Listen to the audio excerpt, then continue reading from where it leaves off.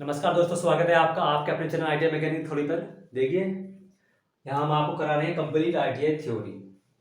Theory कौन सी है? Turner, machinist और फिटर, तीनों ट्रेड की थ्योरी हम यहाँ पर आपको कंप्लीट करा रहे हैं। देखो, इससे पहले हमने आपको फाइल कराई है, यानी कि रेती कराई है, और रेती के 90% हमने आपको 2 वीडियो में कंप्लीट कर दी है। लेकिन उसमें अभी 2 फाइल हम ढूंढ कर लाए आपके लिए, तो मैं सोच रहा हूँ कि 2 फाइल भी आपको करा दी जाए। उसके बाद आज का टॉपिक हमारा रहेगा स्क्रैपर का। तो स्क्रैपर को जानेंगे, स्क्रैपर कहाँ यूज होता है, कितने प्रकार के होते हैं और किस मटेरियल का ये बना होता है। तो उससे पहले हम आपको बताएंगे रेती, यानी कि फाइल।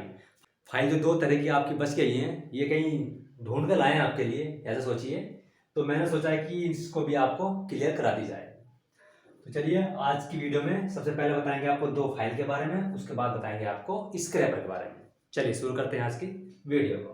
2 फाइल में नंबर 1 फाइल देखिए, पहले सबसे पहले ये है आपकी Swiss pattern file. Swiss pattern file, इस पर सिंगल और डबल कट दांते कटे होते हैं। कैसे होते हैं? सिंगल कट भी रहेंगे इस पर और डबल कट भी होंगे। और यह हमें विभिन्न स्टाइल, आकार और साइज में मिलती हैं। कौन सी? आपके स्विस पैटर्न फाइल। इसका उपयोग कहाँ करते हैं, यानी कि इसका हम प्रयोग कहाँ करते हैं? देखिए, एग्जैक्ट मेजरमेंट के लिए। एग्जैक्ट मेजरमेंट का मतलब है, अगर हमें कोई वर्क पीस है, जैसे कोई ये एक मेरा वर्क पीस है, इसको मुझे फाइल करना है सीधा। इसका मेरा टाइम 25 mm का है, ये कितने की है? 25 mm की। तो एग्जैक्ट का मतलब है बिल्कुल 25 mm की एक्यूरेसी में ही मुझे यह फाइल बनाकर देगी। यानी कि इस फाइल के द्वारा हम एग्जैक्ट मेजरमेंट में अपने वर्क पीस को बनाते हैं। कितने में? Exact measurement. और देखिए, फिनिशिंग के लिए इसका इस्तेमाल करते हैं। फिनिशिंग के लिए और नाजुक और जटिल भागों में। किसमें? नाजुक और जटिल भागों में शुद्ध फिनिशिंग करने के लिए हम इस फाइल का इस्तेमाल करते हैं। इसलिए ये वेरी वेरी इंपॉर्टेंट फाइलों में आती है। इसलिए मुझे बताने की आवश्यकता है, नहीं तो इन जो मैं 2 फाइल आपको बता रहा हूँ, ये आपको मैं क्वेश्चन में के माध्यम से ही बता सकता था। लेकिन मैंने समझा कि इसको आपको बताना जरूरी है, क्योंकि इस तरह आपको याद रहेगा। क्वेश्चन में हम कभी कभी भूल जाते हैं। तो स्विस पैटर्न फाइल क्यों इंपॉर्टेंट है? क्योंकि एग्जैक्ट मेजरमेंट के लिए हम इस फाइल का इस्तेमाल करते हैं, और फिनिशिंग के लिए इसका इस्तेमाल करते हैं, और नाजुक व जटिल भागों में परिशुद्ध फिनिशिंग के लिए हम इस फाइल का इस्तेमाल करते हैं। नंबर 2 है आपकी ड्रेड नोट फाइल। देखिए, इसकी सतह को केस हार्ड किया जाता है, केस हार्ड किया जाता है, और हीरे अपघर्षण से और सिलिकॉन कार्बाइड से इसकी सतह को बनाया जाता है। फाइन मात्रा में सब धातु काटते हैं। इसका प्रयोग कहाँ करते हैं? देखिए, धातु काटने के लिए, लकड़ी काटने के लिए और प्लास्टिक काटने के लिए, इन तीनों को काटने के लिए हम इस फाइल का इस्तेमाल करते हैं। देखिए, सॉफ्ट और नॉन मेटेलिक, ऐसे ही बोल सकता है कि सॉफ्ट और नॉन मेटेलिक धातु को काटने के लिए हम किसका प्रयोग करेंगे? ड्रेड नोट फाइल का। या बोल सकता है हिंदी में कि मृदु और गैर धातु काटने के लिए किस फाइल का इस्तेमाल करते हैं? आंसर रहेगा आपका ये। चलिए आप देखते हैं आगे। ये आपकी 2 फाइल हो गई है जो बच गई थी, आप देखेंगे इसमें आगे। चलिए अब देखते हैं फाइल के कुछ पॉइंट्स क्या हैं। देखिए, पहला पॉइंट है आपका, डाई सिंकिंग में कौन सी 2 फाइल इस्तेमाल होती हैं? तो आंसर देंगे हम रेफलर फाइल और रोटरी फाइल। कौन सी? रेफलर फाइल और रोटरी फाइल हमारी डाई सिंकिंग के लिए इस्तेमाल होती है।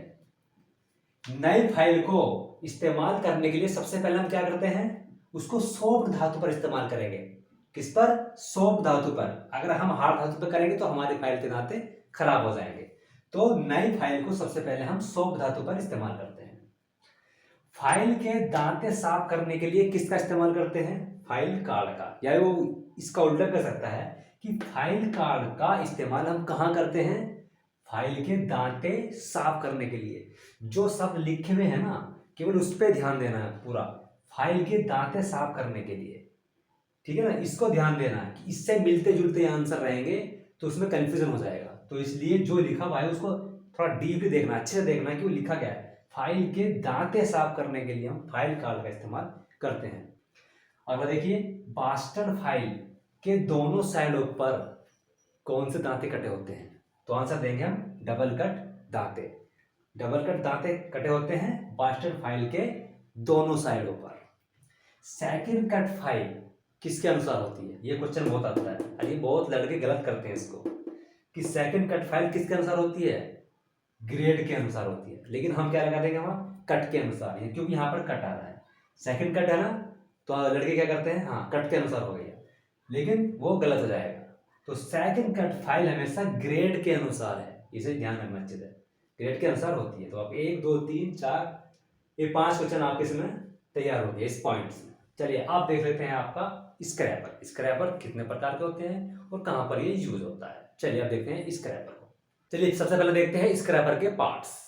ये मेरा स्क्रैपर है और ये इसके हैं पार्ट। इसको हैंडल बोलते हैं, इसको टैंक बोलते हैं, ये इसकी बॉडी है, ये इसका एज है। तो ये मेरे स्क्रैपर के पार्ट हैं। आपका स्क्रैपर ऐसा दिखता है। स्क्रैपर आपका एक हैंड कटिंग टूल है। देखिए स्क्रैपर की हमें आवश्यकता क्यों पड़ती है वर्कशॉप में, जब हम किसी जॉब पर मशीनिंग कर रहे हैं या फाइलिंग कर रहे हैं, तो फाइलिंग या मशीनिंग करते समय हमारी जॉब पर कुछ ना कुछ हाई पॉइंट्स रह जाते हैं, यानी कि उसकी जो सतह है वो बिल्कुल फ्लैट ना होकर कुछ ना कुछ उसमें कमी होती है।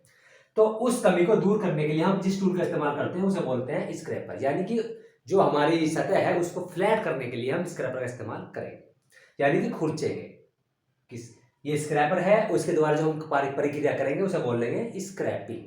स्क्रैपिंग यानी हिंदी में बोल सकते हैं हम किसी भी सरफेस को खुरचना।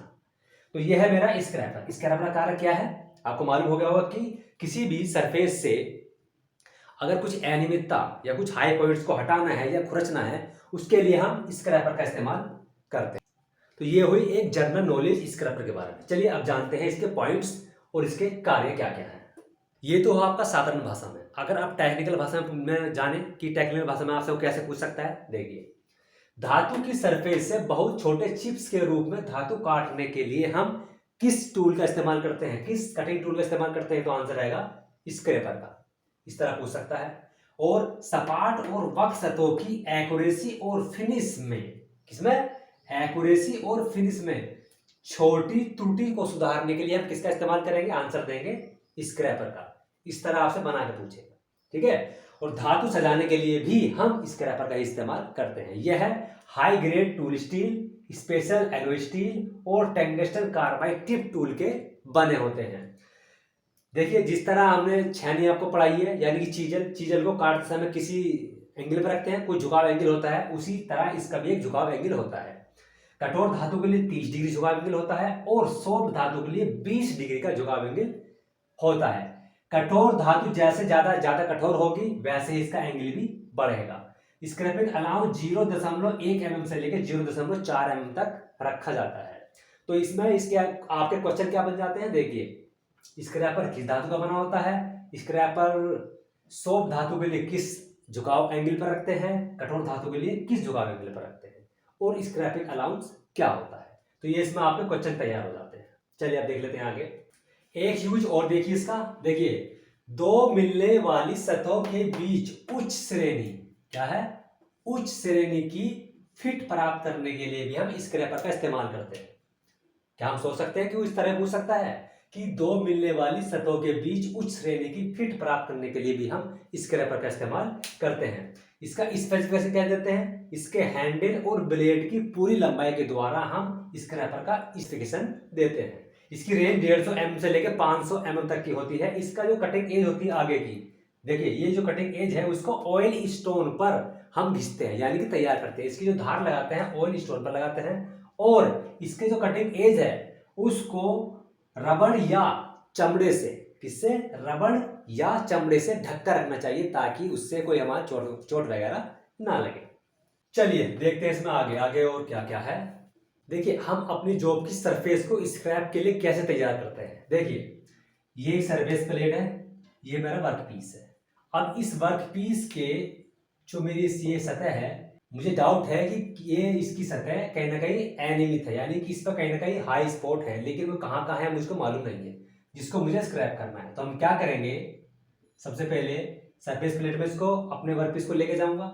लेके जाने के बाद इस सरफेस प्लेट पर मैं एक मार्किंग मीडिया लगाऊंगा। पहले देखो यहाँ पर एक मैंने मार्किंग मीडिया लगा दिया, इस पे इस तरह का लगा दिया। मार्किंग मीडिया लगाने के बाद अपने वर्क पीस को लेके जाऊंगा और इस पे इसकी फेस को इस पर ऐसे रगड़ूंगा, ऐसे रगड़ूंगा। तो जो मेरे वर्क पीस के जो हाई पॉइंट्स हैं वहां पर क्या होगा, इसका जो ये है मार्किंग मीडिया है वो उस पर लग जाएगा। सपोज करो इस पर रगड़ा और इसके बाद ये आ गया, ऐसे आ गया, कहीं ना कहीं टच होगा। जो हाई पॉइंट्स होंगे वो मेरे टच हो जाएंगे। तो उसके बाद मैं क्या करता हूँ, इन हाई पॉइंट्स को स्क्रैपर के द्वारा उनको खुरचता हूँ, यानी कि इसकी स्क्रैपिंग करूंगा। तो इस तरह हम अपने वर्कपीस को स्क्रैपर के द्वारा स्क्रैपिंग करते हैं। अब ये जो मैंने मार्किंग मीडिया लगाया है वो कौन सा मार्किंग मीडिया हम इसमें इस्तेमाल करते हैं वो देख लीजिए। स्क्रैपिंग कार्य करने से पहले जॉब सरफेस पर कोटिंग करते हैं, या तो देखो इस पर लगा दो या जॉब सरफेस पर लगा दो, बात तो एक ही रहेगी। से पहले जॉब सरफेस पर कोटिंग करते हैं। किसकी कोटिंग करते हैं वो हमें बतानी है। इस कोटिंग को पहले सबसे पहले बोलते हैं हम पिगमेंट। क्या बोलते हैं? पिगमेंट बोलते हैं। जॉब सरफेस पर जो कोटिंग करते हैं उसे बोलते हैं पिगमेंट। अब इस पिगमेंट के अंतर्गत आपके 3 आते हैं। कौन कौन से आते हैं? नंबर 1 है पर्शियन ब्लू, नंबर 2 है आपका लैंप ब्लैक, और नंबर 3 है आपका तेल के साथ मिश्रित रेड लेड। ये तीनों मेरे पिगमेंट के अंतर्गत आते हैं जिसकी हम कोटिंग करते हैं सरफेस के हाई पॉइंट को पहचानने के लिए। लेकिन सबसे ज्यादा हम इसी का इस्तेमाल करते हैं, पर्शियन ब्लू का। हाई पॉइंट्स को ऑब्जर्व करने के लिए हम किस मीडिया का इस्तेमाल करते हैं? आंसर रहेगा पर्शियन ब्लू का। आगे समझ में इतना है। चलिए देखिए हम हाई पॉइंट का पता किस पर लगाते हैं? आंसर क्या है हमारा? सरफेस प्लेट पर। सरफेस प्लेट पर लगाते हैं। सतह तो मालूम हुआ कि ये हमारी जो सतह है ये कहां से ऊंची है कहां से नीची है। और प्रति वर्ग सेंटीमीटर। अच्छा, कैसे मालूम हो कि हमारी सतह अब बिल्कुल फिनिश हो गई है? भाई कैसे मालूम करेंगे? हमारी जो वर्कपीस है उसकी सतह बिल्कुल अब सही है, तो उसके लिए हम क्या करते हैं कि प्रति वर्ग सेंटीमीटर जब हमारे 5 से 10 पॉइंट आ जाए, सिर्फ 5 से 10 पॉइंट रहे, तो हमें मान लेना चाहिए कि हमारी सतह बिल्कुल सही है। इसके लिए हम 25 गुना 25 का एक फ्रेम के द्वारा इसकी हम जांच करते हैं। यानी कि इतनी चौड़ाई में ही 25 गुना 25 के स्क्वायर में ले लेंगे, उसमें रख के इसको मालूम कर लेंगे कि इसके जो हमारे हाई पॉइंट्स हैं वो इससे ज्यादा है कम। चलिए देखते हैं इसमें आगे। इसकी मरम्मत हम कैसे करते हैं? देखिए, ग्राइंडिंग और होनिंग के द्वारा हम अपने स्क्रैपर की मरम्मत यानी कि रिपेयर करते हैं। अब देखिए, रफ कार्य के लिए लंबे स्ट्रोक और अधिक दबाव डालते हैं। लंबे स्ट्रोक में चलाएंगे और अधिक प्रेशर देंगे रफ कार्य के लिए, और फिनिशिंग कार्य के लिए कम लंबाई, यानी कि लंबाई कम रहेगी और कम ही दबाव रहेगा। ठीक है, फिनिशिंग के लिए कम लंबाई का स्ट्रोक और कम दबाव, और रफ कार्य के लिए लंबे स्ट्रोक और अधिक दबाव। ठीक है, ये हो गया इसका रफ और फिनिशिंग। अब देखिए, स्क्रैपर का हम इस्तेमाल कहाँ करते हैं? देखिए, इंटरचेंजेबिलिटी के लिए, फिट के लिए, अच्छे बेरिंग सतह प्राप्त करने के लिए हम स्क्रैपर का इस्तेमाल करते हैं। ऑप्शन में क्या दे देगा आपको? 3 ये दे देगा, 1 दे देगा ये सभी। तो आंसर लगाना है कि स्क्रैपर के द्वारा हम ये सभी कार्य कर सकते हैं। इनके लिए हम स्क्रैपर का इस्तेमाल करते हैं। चलिए अब देख लेते हैं इसके स्क्रैपर के प्रकार। स्क्रैपर कितने प्रकार के होते हैं, कौन सा प्रकार कहां पर यूज होता है? सबसे पहले जानेंगे हम स्क्रैपर के प्रकार। जो भी मैं आपको बता रहा हूं पॉइंट टू पॉइंट, आप इसी तरह अपना नोट्स तैयार कर लेंगे तो अच्छे से आपके पॉइंट्स याद रहेंगे और एग्जाम में बहुत ही हेल्पफुल होने वाले हैं। जैसे कि मरम्मत के लिए, रिपेयरिंग के लिए हम किसका इस्तेमाल करेंगे? अगर इस तरह लिख देंगे आप तो आपको याद रहेगा कि ग्राइंडिंग और होनिंग। बाकी कुछ रामायण नहीं लिखनी है, जो भी पॉइंट बता रहा हूँ सिर्फ पॉइंट को ही फॉलो करो बस, क्योंकि मैं सिर्फ पॉइंट टू पॉइंट पढ़ा रहा हूँ और टॉपिक से संबंधित जितने भी पॉइंट बनते हैं मैक्सिमम होते हैं, मैक्सिमम से मैक्सिमम आपको बताने की कोशिश करता हूँ। 1-2 अगर मतलब रह भी गया तो मुझे लगता नहीं वैसे रहे, लेकिन मैं 100% बताने की आपको कोशिश करता हूँ फिर भी। चलिए अब देखते हैं इसके प्रकार कितने प्रकार के होते हैं। स्क्रैपर के प्रकार में सबसे पहला नंबर देखिए आपका कौन सा है? नंबर 1 आपका फ्लैट स्क्रैपर। ये है आपका फ्लैट स्क्रैपर। देखिए, इसकी जो कटिंग एज होती है वो आगे से कॉन्वेक्स होती है, हल्की सी ऐसे इस तरह की गोलाई में रहेगी, इसे बोलते हैं कॉन्वेक्स। उसका कटिंग एज जो होता है वो 81 डिग्री के कोण पर बना होता है। कितने डिग्री पर? 81 डिग्री पर बना होता है। इसकी लंबाई 100 mm से लेकर 300 mm तक की होती है, और राइट हैंड से इसको पुल करते हैं, यानी कि राइट हैंड से इसको खींचते हैं। विचार हो गया आपके। जो कटिंग एज है, कटिंग एज 3 mm से ज्यादा नहीं होनी चाहिए। इसकी जो कटिंग एज होती है वो 3 mm से ज्यादा नहीं रखनी चाहिए। इसका हम इस्तेमाल क्या करते हैं, प्रयोग क्या करते हैं? फ्लैट सरफेसों की स्क्रैपिंग करने के लिए हम फ्लैट स्क्रैपर का इस्तेमाल करते हैं। नंबर 2 है आपका half round scraper. Half round scraper आपका इस तरह का होता है, ये है आपका हाफ राउंड। इसकी आकृति अर्ध गोलाकार होती है, क्योंकि हाफ राउंड है। हाफ राउंड तो आकृति कैसी होगी? अर्ध गोलाकार होगी। इस पर डबल धार होती है। कैसी? डबल धार होती है। इसी को हम बेयरिंग स्क्रैपर भी कहते हैं। क्या कहते हैं? बेयरिंग स्क्रैपर, क्योंकि बेयरिंग को ही साफ करने के लिए, यानी कि इसके हाई पॉइंट्स को हटाने के लिए हम इसका इस्तेमाल करते हैं, इसलिए बोलते हैं इसको बेयरिंग स्क्रैपर। कटिंग एज लंबाई से समकोण पर लगाते हैं, लंबाई से समकोण पर लगाते हैं। इसका इस्तेमाल हम कहाँ करते हैं, देखिए बेयरिंग और पीतल को स्क्रैप करने के लिए हम इसका इस्तेमाल करते हैं। किसको, बेयरिंग और पीतल को, और अंदरूनी गोलाई वाले सरफेसों पर स्क्रैपिंग करने के लिए हम इसका इस्तेमाल करते हैं। तो ये हो गया आपके दो, फ्लैट स्क्रैपर, एक हो गया आपका हाफ राउंड स्क्रैपर। नंबर 3 है आपका बुल नोज स्क्रैपर। देखिए ये है आपका बुल नोज स्क्रैपर। देखिए कैसा होता है, यह आगे से वृत्ताकार है, आगे से वृत्ताकार होता है। इसकी जो कटिंग एज है आगे से 3 बटे भाग में बनी होती है। जो पूरा वृत्ताकार है, पूरे वृत्ताकार में से 2/3 भाग इसका कटिंग एज का होता है, जिसको फोर्स द्वारा बनाते हैं। आगे की आकृति सांड के नथुने जैसी होती है इसकी, ऐसा भी बोल सकते हैं इसकी आकृति कैसी होती है, सांड के नथुने जैसी। इसका इस्तेमाल हम कहाँ करते हैं, बड़ी गोलाई सरफेस के लिए, बड़े बियरिंग सरफेस के लिए, और परिधि चलन व अनुदैर्ध्य चलन के लिए हम इसका इस्तेमाल करते हैं। नंबर 4 है आपका 3 स्क्वायर स्क्रैपर। इसको हम ट्रायंगुलर स्क्रैपर भी कहते हैं। इसमें कटिंग एज 3 होती है, जो बीच में से खोखली ग्राइंड होती है।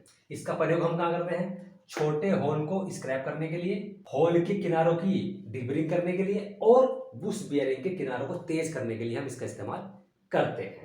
नंबर 5 है आपका हुक स्क्रैपर। देखिए ये है आपका हुक स्क्रैपर। इसकी आकृति फ्लैट स्क्रैपर के तरह ही होती है, जैसा हमारा फ्लैट स्क्रैपर होता है ये भी सेम ऐसे होता है, लेकिन इसमें अंतर क्या है, यह आगे से 90 डिग्री पर मुड़ा हुआ होता है। बस क्या होता है, आगे से 90 डिग्री पर मुड़ा हुआ होता है। इसका हम इस्तेमाल कहाँ करते हैं, देखिए कर्व्ड सरफेस के लिए, कर्व सरफेस के लिए हम इसका इस्तेमाल करेंगे, और बड़ी फ्लैट सरफेस के सेंटर में, कहां पर ध्यान देने वाली बात है, वो बड़ी फ्लैट सरफेस के सेंटर में स्क्रैपिंग करने के लिए हम इसका इस्तेमाल करते हैं।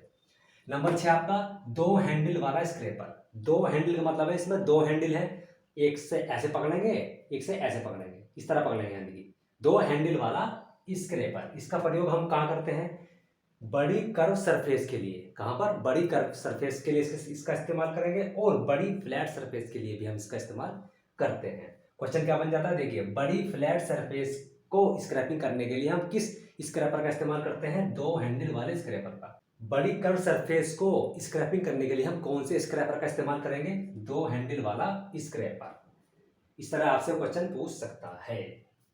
तो ये आपके हो गए हैं 5 और 6।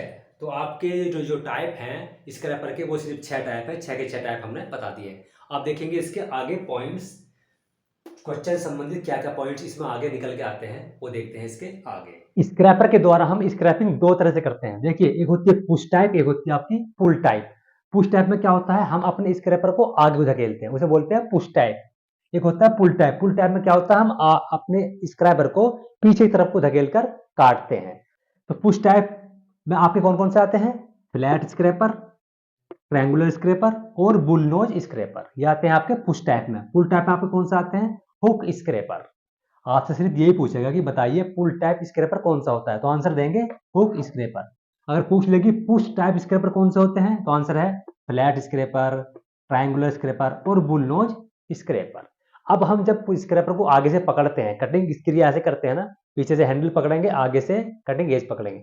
जो कटिंग एज है, कटिंग एज से हमारी जो छोटी उंगली है उसकी दूरी 40 से 50 mm तक की होनी चाहिए। तो उस कटिंग एज से 40 से 50 mm की दूरी पर हमें ये उंगली रखनी चाहिए। चलिए अब देखते हैं इसमें आगे। अगले पॉइंट देखिए इसके, स्क्रैपर को ग्राइंड करते समय, स्क्रैपर को ग्राइंड करते समय टूल पोस्ट पर किस पोजीशन में रखते हैं। अगर ऐसा क्वेश्चन आ जाए तो उसका आंसर देंगे ग्राइंडिंग व्हील की परिधि के समकोण पर। कहां पर रखते हैं, ग्राइंडिंग व्हील की परिधि के समकोण पर। अगला देखिए, बेयरिंग को स्क्रैप करते समय, बेयरिंग को स्क्रैप करते समय रेड लैड और पर्सियन ब्लू को किस पर लगाते हैं, किस पर लगाते हैं, तो आंसर देंगे शाफ्ट पर। किस पर लगाते हैं, शाफ्ट पर। एक क्वेश्चन और देखिए, जब सरफेस पर्सियन ब्लू से रंगीन हो जाती है पूरी, जब हम किसी भी सरफेस को, वर्कपीस सरफेस को घिसते रहते हैं, उस पर जो कलर है, कलर का मतलब जो मार्किंग मीडिया है वो लग जाएगा, पूरा आ जाएगा, रंगीन हो जाएगी पूरी हमारी सरफेस, तो उस सरफेस को हम क्या बोलेंगे। तो जब सरफेस पर्सियन ब्लू से रंगीन हो जाता है तो उसको बोलते हैं सामान्य संपर्क बिंदु। क्या बोलते हैं, सामान्य संपर्क बिंदु। इसमें और देखिए, ग्राइंडिंग करते समय जब हम अपने स्क्रैपर की ग्राइंडिंग करते हैं तो उसको हम ग्राइंडिंग व्हील पे जब हम पकड़ेंगे ना आगे से पकड़ते हैं तो 25 से 30 mm की दूरी पर उसको पकड़ते हैं। चलिए आगे चलते हैं। अब बताते हैं आपको तीन प्लेट विधि के बारे में। देखिए तीन प्लेट विधि क्या होती है। इसमें क्या होता है, तीन प्लेट ली जाती है। मैंने तीन प्लेट ली है, 1 2 3। तीन लड़कों को दे दिया कि भाई तीन प्लेट हैं आपस में, और इसको इसकी जो सरफेस है उसको बिल्कुल मुझे क्लीन चाहिए, यानी कि बिल्कुल पैरेलल चाहिए। उस पर मैंने लेटर पंच दे दिए हैं एक्स वाई जेड। तीन प्लेट है, तीनों पे लेटर मार्क दे दिए हैं। अब देखिए जो एक्स प्लेट है वो वाई से तुलना करते हैं।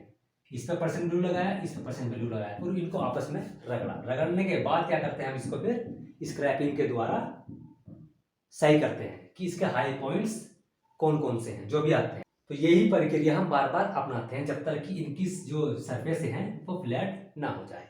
ऐसा करने के बाद फिर जो मेरा एक्स है उसको हम जेड से तुलना करेंगे। तो जेड वाली सरफेस को इस पर परसेंट लगाकर रख लेंगे, फिर इनको इन दोनों को आपस में क्लीन करेंगे, फिर इनके हाई पॉइंट्स को ऑब्जर्व करेंगे किस पे कितने हैं। तो बिल्कुल फ्लैट होने तक यही प्रक्रिया हम अपनाते रहते हैं। तो ये तो है इनका काम।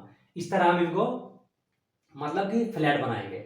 अब क्या होगा, देखिए जो एक्स वाली है, जो एक्स वाली प्लेट रहेगी वो वाई और जेड इन दोनों से जोड़ी बनाएगी, यानी कि इसकी फ्लैटनेस इससे मैच करेगी।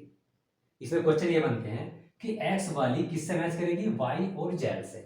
लेकिन जो वाई वाली है, ये वाई वाली है, वो इस जेड से मैच नहीं करेगी। इसमें ये क्वेश्चन आपका बनते हैं।